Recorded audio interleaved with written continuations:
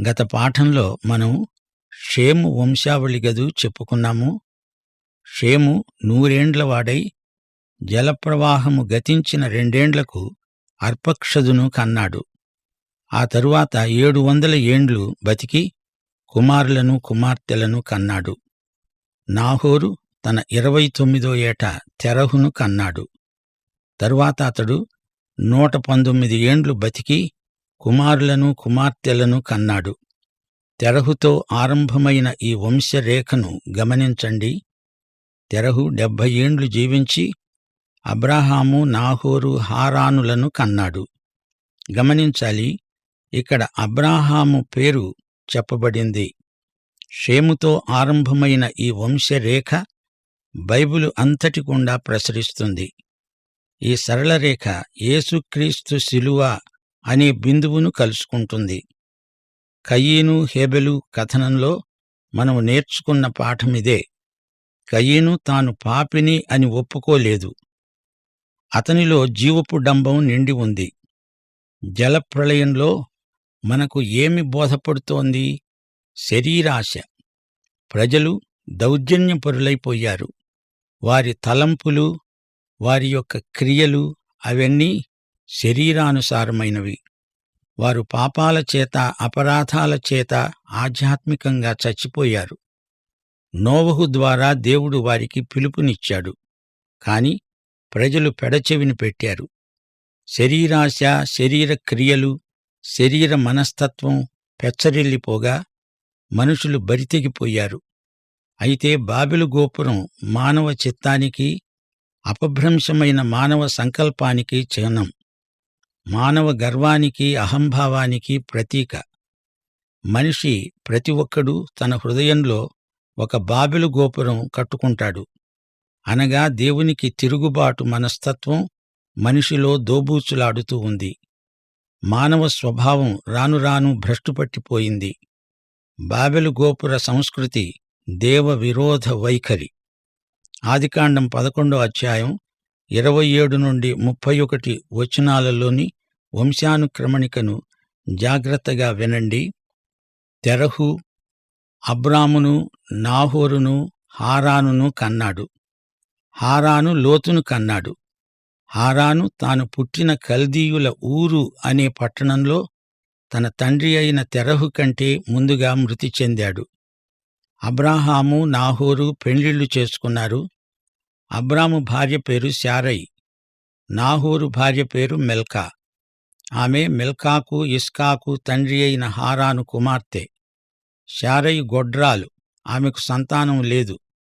తెరహు తన కుమారుడైన అబ్రామును, తన కుమారుని కుమారుడు అనగా హారాను కుమారుడైన లోతును, తన కుమారుడైన అబ్రాము భార్య అయిన శారయిని అనగా తన కోడలిని తీసుకొని కనానుకు వెళ్లడానికి కల్దీయుల ఊరు అనే పట్టణంలో నుండి వారితో కూడా బయలుదేరి హారాను వరకు వచ్చి అక్కడ నివసించాడు. తెరహు బతికిన రోజులు 205 ఏండ్లు. తెరహు హారానులో మృతి చెందాడు. ఈ మాటతో 11వ అధ్యాయం సమాప్తమవుతుంది. ఇక మీదట అబ్రాహాము జీవితగాథను అధ్యయనం చేస్తాము. దీనితో బైబిలు చరిత్రే కొత్త మలుపు తిరుగుతుంది. బైబిలులోని మొదటి 11 అధ్యాయాలు ఒకవైపు, 12 నుండి 50వ అధ్యాయం వరకు మరోవైపు. మొదటి 11 అధ్యాయాల కాలం 2000 సంవత్సరాలు. ఆ తరువాతి 39 అధ్యాయాలకు పట్టిన కాలం 350 సంవత్సరాలు మాత్రమే. సృష్టి, మానవుని పతనం, జలప్రళయం, బాబెలు గోపురం అనే 4 ఘట్టాలు గమనించండి. బాబెలు గోపురం. బబులోను అనే మాటకు హీబ్రూ రూపం బాబెలు, అంటే తారుమారు, కలవరం. మానవత అంతా ఒకటే గదా. అయినా మానవత ఇన్ని ఖండికలైపోవడానికి కారణం భాషలే. వివిధ భాషలు మానవతను వివిధ ఖండాలుగా విభజించాయి. ఇది చరిత్ర నేర్పిన సత్యం. ఆదికాండం ఆది నుండి మానవుని పతనంతో మొదలైన దురుద్దేశ్యం ఇక్కడ పరాకాష్ఠకు వచ్చింది. ఆదాము హవ్వలు దేవుని అంతస్తుకు ఎదిగిపోవాలనే కోరారు. అది సైతాను దుర్బుద్ధి, దుర్బోధ. అది బాబెలు గోపురమంత ఎత్తుకు ఎదిగింది. అది దేవుని శిక్షకు కారణమైంది. భాషల తారుమారు, భూగోళమంతా భాషల గందరగోళమైంది. ఇప్పుడు 12వ అధ్యాయం వినండి. అబ్రామును దేవుడు పిలిచాడు, వాగ్దానాలిచ్చాడు. అబ్రాహాము దేవునికి ఎంతో విధేయుడు.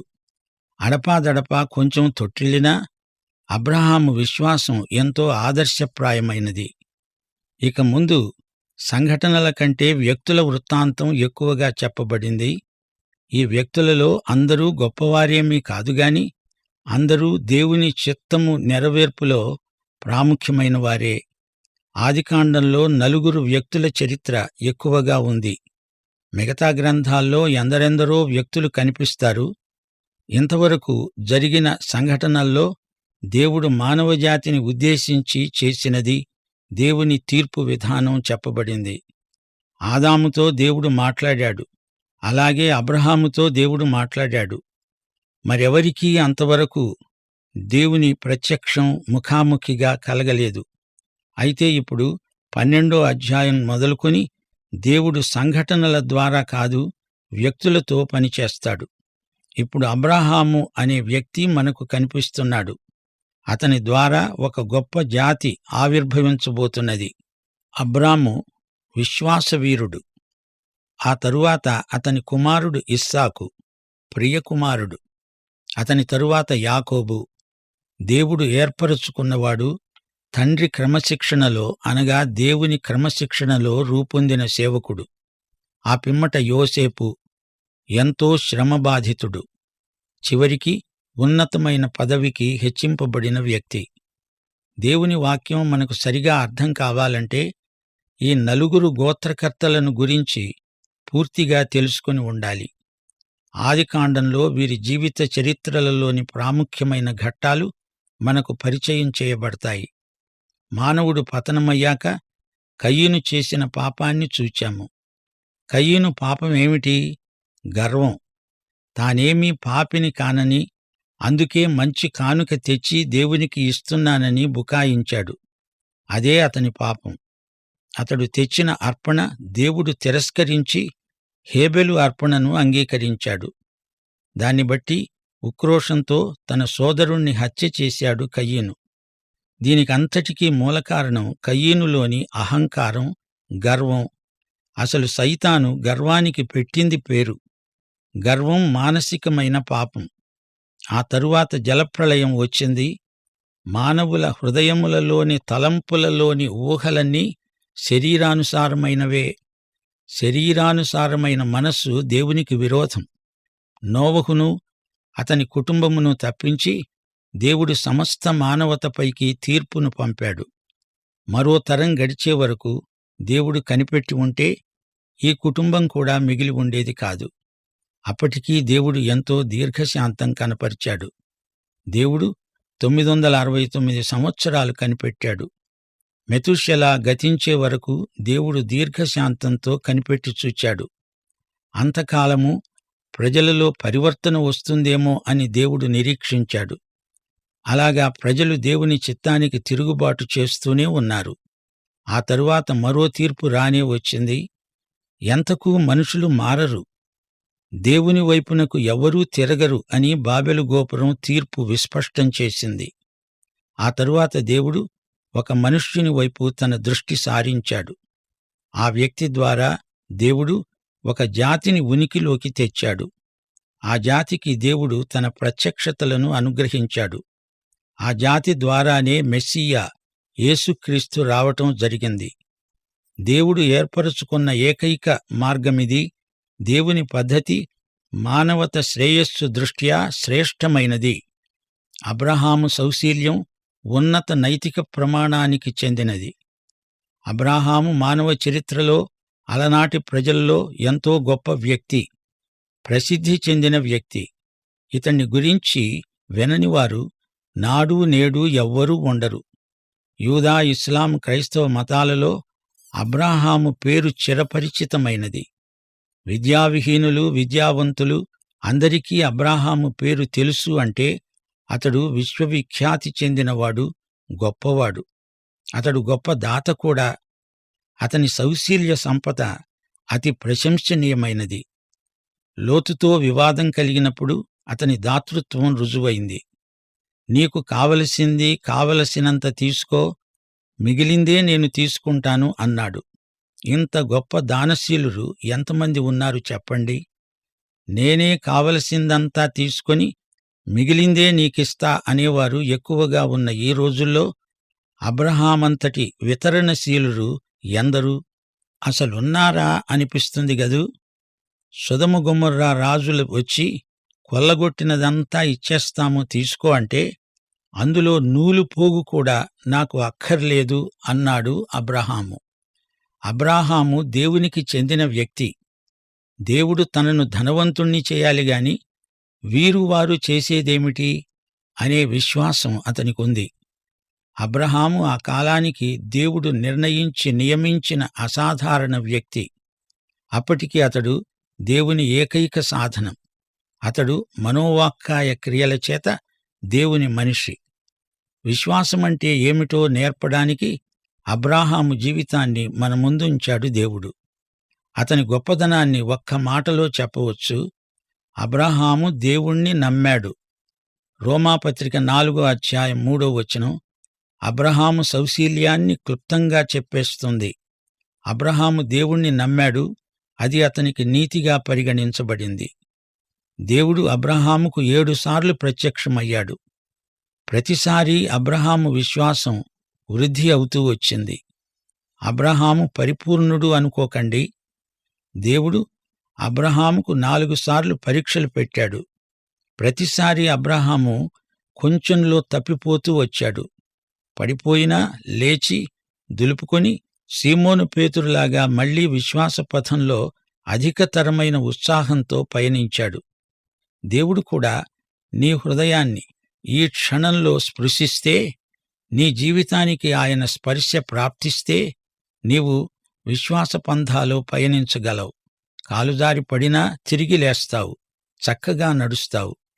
విశ్వాసము చేత నీతిమంతుడవని దేవుని చేత అనిపించుకుంటావు. ఈ వాస్తవాన్ని అబ్రహాము జీవితంలో అడుగడుగునా మనం చూడగలం. దేవుడు అబ్రహాముకు ఇచ్చిన వాగ్దానం 3 విధాలా ముఖ్యమైంది. యెహోవా అబ్రాముతో అన్నాడు, నీవు లేచి నీ దేశము నుండి, నీ బంధువుల వద్ద నుండి, నీ తండ్రి ఇంటి నుండి బయలుదేరి నేను నీకు చూపించే దేశానికి వెళ్ళు. నిన్ను గొప్ప జనముగా చేసి నిన్ను ఆశీర్వదించి నీ నామమును గొప్ప చేస్తాను. నీవు ఆశీర్వాదమై ఉంటావు. నిన్ను ఆశీర్వదించేవారిని ఆశీర్వదిస్తాను, నిన్ను దూషించేవారిని శపిస్తాను. భూమి యొక్క సమస్త వంశములు నీ యందు ఆశీర్వదించబడతాయి. మొదటి వాగ్దానం భూమి. నేను నీకు చూపించే దేశం భూమి, అక్కడికి నీవు వెళ్ళు. రెండో వాగ్దానం జాతి. నేను నిన్ను ఒక జాతిగా, జనముగా చేస్తాను, నిన్ను దీవిస్తాను, నీ పేరు గొప్పది అయ్యేట్లు చేస్తాను అన్నాడు దేవుడు. నిన్ను దీవించేవారికి దీవెన, నిన్ను శపించేవారికి శాపం. ఇక మూడో వాగ్దానం, నీ యందు సమస్త వంశములు ఆశీర్వదించబడతాయి. ఈ విధంగా త్రివిధమైన వాగ్దానాలు దేవుడు అబ్రాహాముకిచ్చాడు. ఈ ఆశీర్వాదాలన్నీ నెరవేరాయా? అవును. అబ్రహామును దేవుడు ఒక గొప్ప జాతిగా రూపొందించాడు. యూదజాతి గొప్ప జాతి. భూమిలోని సమస్త వంశములు ఆశీర్వదించబడతాయి అన్నాడు గదా. అంటే యేసుక్రీస్తు ద్వారా అబ్రహాము లోకములోని వంశాలన్నిటికీ ఆశీర్వాదమయ్యాడు. దేవుని వాక్యమంతా మనకు అబ్రహాము ద్వారానే వచ్చింది. అయితే మొదటి వాగ్దానం మాటేమిటి? ఈ భూమిని, ఈ దేశాన్ని మీకిస్తాను అన్నాడు కదా. ఈ వాగ్దానం ఇంకా నెరవేరలేదు. ఆ భూమిని, పాలస్తీనాను ఇంకా పూర్తిగా ఆక్రమించుకొని ఉండలేదు. ఇస్తానన్నాడు, ఇచ్చి తీర్తాడు. ఇది నిజం. త్వరలోనే అది జరగబోతోంది. తూర్పున యూఫ్రటీసు, ఉత్తరాన హిత్తీయ జాతి, దక్షిణాన ఈజిప్టు నది, ఈ ఎల్లల మధ్య భూభాగాన్ని దేవుడు తన ప్రజలకు వాగ్దానం చేశాడు. ఇది పూర్తిగా నెరవేరుతుంది. అయితే దేవుడు విధించిన నిబంధనల ప్రకారమే అది జరుగుతుంది. ఈ విషయంలో మానవ ప్రయత్నం ఏమాత్రమూ పనిచెయ్యదు, ఫలవంతం కాదు. ఇదంతా దేవుని ఆధీనంలో ఉంది. ఈ విషయమై ఎవరూ కంగారు పడనక్కర్లేదు. దేవుడు చేసిన ఈ 3 నిబంధనల దృష్ట్యా అబ్రాహాము ఏమి చేశాడు? ఎలా వ్యవహరించాడు? 12వ అధ్యాయం 1వ వచనంలో యెహోవా అబ్రాహాముతో మాట్లాడాడు. కల్దీయుల ఊరు అనే ప్రదేశంలో ఉండగా దేవుడు అబ్రాహామును పిలిచాడు. స్టెఫను తన ప్రసంగంలో ఈ విషయం ప్రస్తావిస్తూ అన్నాడు. అపొస్తలుల కార్యములు 7వ అధ్యాయం 2 నుండి 4వ వచనం వరకు, మన పితరుడైన అబ్రాహాము హారానులో కాపురముండక మునుపు మెసొపొటేమియాలో ఉన్నప్పుడు మహిమగల దేవుడు ప్రత్యక్షమై అన్నాడు, నీవు నీ దేశమును నీ స్వజనమును విడిచి బయలుదేరి నేను నీకు చూపించబోయే దేశానికి రా. అప్పుడతడు కల్దీయుల దేశాన్ని విడిచి పోయి హారానులో కాపురమున్నాడు. అతని తండ్రి చనిపోయిన తరువాత అక్కడి నుండి మీరిప్పుడు కాపురమున్న ఈ దేశమందు నివసించటానికి దేవుడతణ్ణి తీసుకొని వచ్చాడు. అబ్రాహాము దేవుని పిలుపునకు విధేయుడయ్యాడు. తన తండ్రి ఇంటిని, అతని వృత్తి వ్యాపారాన్ని, ఊరు ప్రాంతమందలి నాగరికతను అన్నీ విడిచిపెట్టి తాను ఎక్కడికి వెళ్తున్నాడో తెలియకుండానే బయలుదేరి వెళ్ళాడు. అయితే అబ్రాహాము చూపిన విధేయత సంపూర్ణమైనది కాదు. తన తండ్రి అయిన తెరహును వెంటబెట్టుకు వెళ్ళాడు. దేవుడు ఏమన్నాడు? నీ తండ్రి ఇంటిని విడిచిపెట్టు అంటే తండ్రిని తీసుకువెళ్లమనా? కాదు. తన దేశాన్ని, బంధువులను, బలగాన్ని పూర్తిగా విడిచిపెట్టాలని దేవుని ఆజ్ఞ. యెహోషువ 24వ అధ్యాయం 2వ వచనం. ఇశ్రాయేలీయుల దేవుడైన యెహోవా చెబుతున్నాడు, ఆదికాలము నుండి మీ పితరులు అనగా అబ్రాహాముకు, నాహోరుకు తండ్రి అయిన తెరహు కుటుంబీకులు యూఫ్రటీసు నదికి అవతల నివసించి ఇతర దేవతలను పూజించారు. అబ్రాహాము విగ్రహారాధికుడు. దేవుడు అబ్రాహాము అనే వ్యక్తితో ఒక జాతిని ఏర్పరచి వారి ద్వారా తన సంకల్పాన్ని నెరవేర్చుకోవాలని ఉద్దేశించాడు. దేవుడు పాపిని నాశనం చేయడు, పాపాలను పరిహారం చేస్తాడు. అబ్రహామును ఉన్నపాటున వచ్చేయమన్నాడు. అబ్రహాము ద్వారా ఒక గొప్ప జాతి ఆవిర్భవిస్తుంది. దేవుని మహాసంకల్పం. ఆదికాండం 17వ అధ్యాయం వరకు ఈ వ్యక్తిని అబ్రాము అంటాము. ఆ తరువాత అతడు అబ్రాహాము. యెహోవా తనతో చెప్పిన ప్రకారమే అబ్రాము వెళ్ళాడు. లోతు అతనితో కూడా వెళ్ళాడు. అబ్రాము హారాను నుండి బయలుదేరినప్పుడు 75 ఏండ్ల ఈడు గలవాడు. అబ్రాము దేవుని మాటకు విధేయుడయ్యాడు. దేవుడు చెప్పినట్లే చేశాడు. కనాను దేశమును చేరే వరకు దేవుణ్ణి వెంబడించాడు. లోతును తనతో ఎందుకు తీసుకువెళ్ళాడు? బంధువులను విడిచిపెట్టి రమ్మంటే ఈ కొసరును ఎందుకు తీసుకెళ్ళాడు? అది సంపూర్ణ విధేయత అనిపించుకోదు. అందుకే అగచాట్లు వచ్చాయి. దేవుడు చెప్పింది ఏదైనా పూర్తిగా చెయ్యాలి గదా.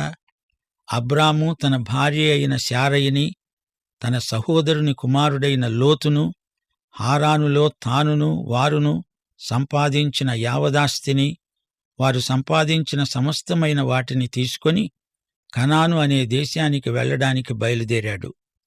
తీరా కనాను దేశానికి వచ్చేశాడు.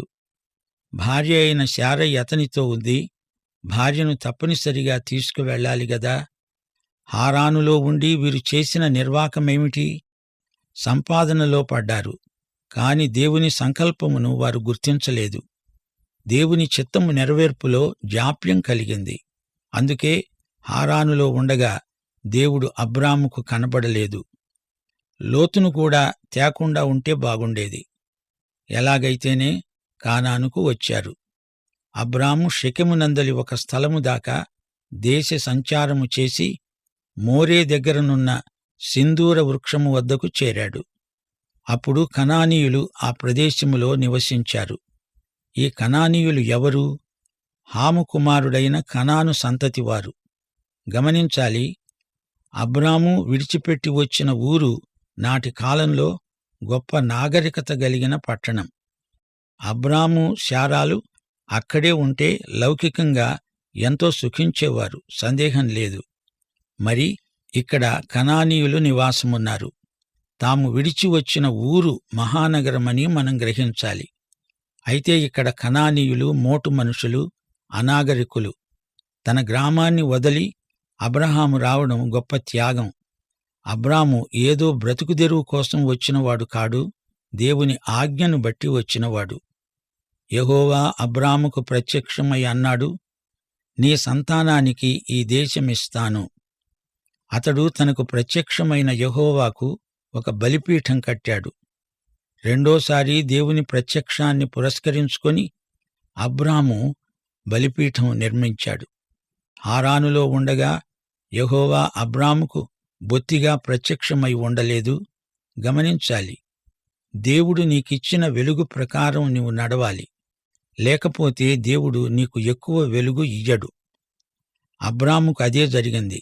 దేవుడు చెప్పింది, చూపింది అతడు జరిగించినప్పుడే దేవుడతనికి ప్రత్యక్షమయ్యాడు. ఇంతటితో పాఠం ముగిస్తున్నాము. ప్రార్థన చేసుకుందాం. దేవా తండ్రి, నేటి సందేశం మా ఆత్మలకు ఉజ్జీవహేతువు. అబ్రహామును పిలిచిన దేవుడవు, నీవు ఇప్పుడు మమ్మల్ని పిలుస్తున్నావు. పాపులను పిలిచి వారిని పరిశుద్ధులనుగా తీర్చిదిద్దుతున్నావు. నీ వాగ్దానముపై నిలిచి నీతో నడిచి నీ కృపయందు కృతార్థులమగునట్లు మమ్మలను దీవించుమని యేసు నామమున ప్రార్థిస్తున్నాము తండ్రి. ఆమేన్.